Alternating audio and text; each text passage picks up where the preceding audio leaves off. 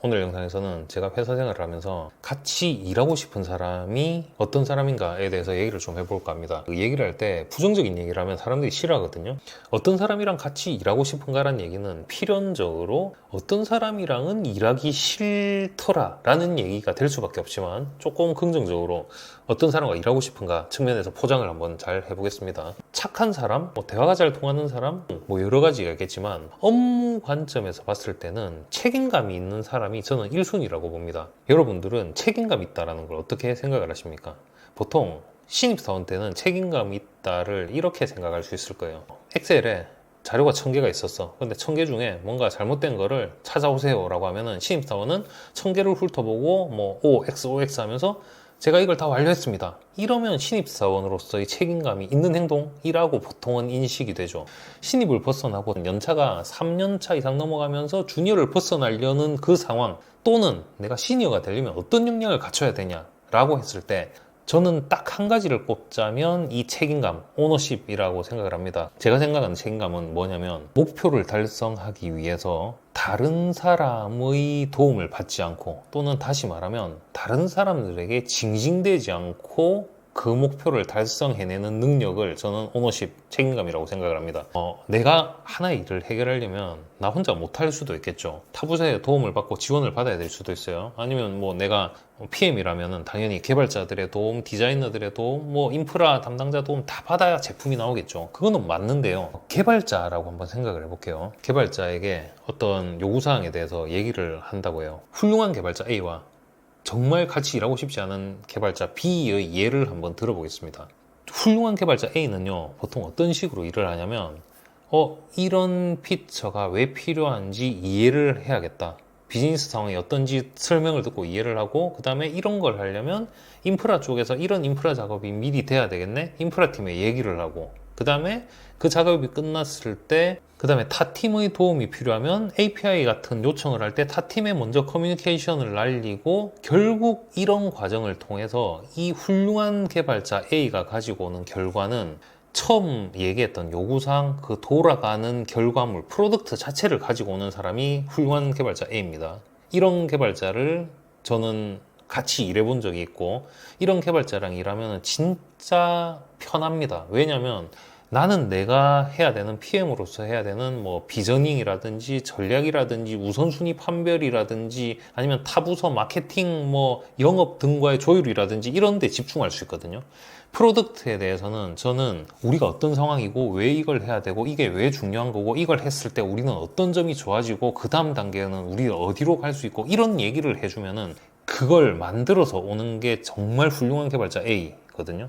이제 같이 일하고 싶지 않은 B는 어떤 식이냐면요, 그 비용을 저한테 전가하는 사람입니다. 예를 들어서 이런 피처가 필요합니다 라고 얘기를 하잖아요. 그러면 저는 이런 목적 때문에 이런 피처가 필요합니다는 아까 그 A한테 얘기한 것과 똑같이 얘기를 해요. 근데 이 B는 어떤 식으로 얘기를 하냐면, 트래픽이 갑자기 늘어날 수 있기 때문에 지금 구조에서는 힘들고 DB 구조 수정이 필요할 것 같고, 현재 돌아가고 있는 서비스에 그거는 위험할 수도 있고 장애가 생기기 때문에 그거에서 대비를 해야 되면 또 개발이 더 필요해지고, 이런 점을 유념해 주시기 바랍니다 라고 저한테 얘기를 합니다. 자, 그럼 이 얘기를 들었을 때 제가 뭘 유념을 해야 될까요? 또는 제가 유념을 했다 하더라도 그 다음 액션을 좀 뭘 해야 될까요? 제가 그러면 아까 얘기한 트래픽 늘어나는 상황에 대해서 확장성을 고려한 아키텍처 고민을 같이 해야 될지, 저한테 뭘 기대하는 건지 사실은 모르는 얘기이거든요. 그럼 한번 이 B의 마음속을 들여다보면 생각보다 시간이 많이 걸릴 수도 있으니 일정을 넉넉하게 해달라인지, 이만큼 위험한 작업이니 그 리스크에 대해서 당신이 책임지겠다는 걸 확신을 달라라든지, 아니면은 이 개발은 그렇게 어려운 개발이기 때문에 그런 피처는 고객한테 나가선 안 된다든지 의도를 모르겠는 겁니다. 그러니까 그냥 본인의 어떤 부담스러움을 의도가 모르는 말로 저한테 책임을 전가를 한 거죠.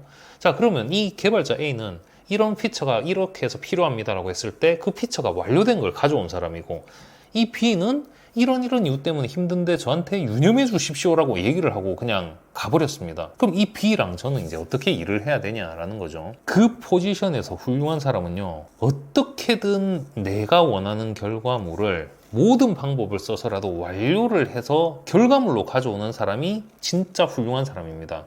근데 이런 사람이 진짜 흔치 않죠. 근데 훌륭하지 않은 사람은 어떤 식으로도 핑계를 대고요. 그 다음에 내가 당연히 이 일을 완결시키려면 굉장히 힘들 거예요.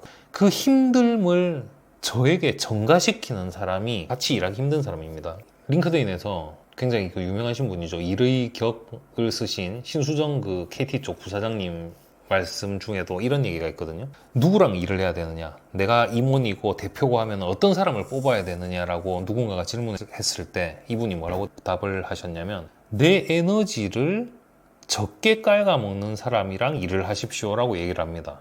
그럼 내 에너지를 적게 깔아먹는 사람은 어떤 사람이냐? 내가 할 일이 있고 이 사람이 할 일이 있고 저 사람이 할 일이 있고 했을 때 모두가 각자가 할 수 있는 결과물을 깔끔하게 해서 가져올 수 있는 사람이 내 에너지를 적게 갉아먹는 사람이겠죠. 반면에 뭔 얘기를 했을 때 이런 일을 해서 어렵고 저런 일을 해서 어렵고 그런 걸 구구절절 설명하면서 특히 본인이 해야 되는 바운더리 안에 일임에도 불구하고 그런 걸 설명하는 사람은 이유는 다 있겠죠. 이게 뭐 단순 핑계라고 하기에는 당연히 그런 어려움이 있으니까 그런 얘기를 할 거예요. 그럼에도 불구하고 자신이 맡은 부분에서 그런 얘기를 하기 시작하는 사람은 제 에너지를 갉아먹는 사람이 될 겁니다. 그러면 당연히 이 사람하고는 일을 하기가 싫겠죠. 그래서 이거는 이제 제 입장에서 일을 하고 싶냐 하기 싫냐의 관점에서 얘기를 했고요. 이거를 반대로 당사자 입장에서도 생각을 해보면요. 내가 맡은 거에서 오너십을 가지고 어떻게든 결과물을 가지고 오는 사람은 회사 내에서 승승장구를 할 겁니다. 어떤 이유든 핑계든 대서 그 내 책임을 다른 사람한테 전가하면서 결과물을 지연시키는 사람은 회사에서 성장하기가 굉장히 힘든 사람입니다. 회사 생활을 하면서 성과를 낼 때 오너십이 가장 중요한 요소라고 저는 생각을 하고 내가 맡은 일은 어떤 방법을 써서라도 완결해서 내놓을 수 있는 그런 사람이 되면은 좋을 것 같습니다. 영상이 마음에 드셨다면 좋아요, 구독, 알림 설정 부탁드립니다.